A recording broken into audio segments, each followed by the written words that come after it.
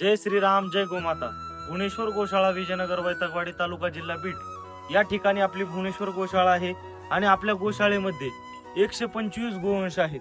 काही दिवसापूर्वी बीड जिल्ह्यातील मोमीनपुरा कत्तलखाना कारवाईतून हे सर्व गोवंश या ठिकाणी आपल्या गोशाळेमध्ये आले होते. अगोदर आपल्या गोशाळेतील गोमातेची संख्या 60 एवढी होती, पण अचानक आपल्या गोशाळेमध्ये 57 गोवंश आल्यानं सर्व संख्या 120 125 एवढी झाली.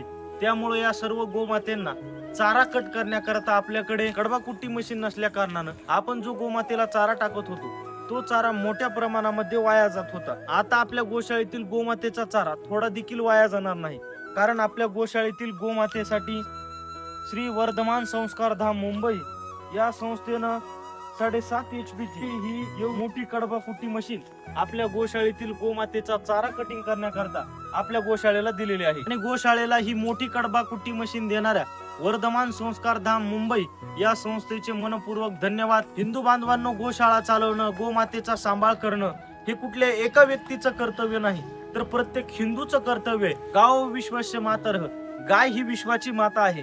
आणि हिंदू धर्माच्या याच गोमातेचा सांभाळ रात्रंदिवस आपल्या गोशाळेमध्ये सुरू आहे.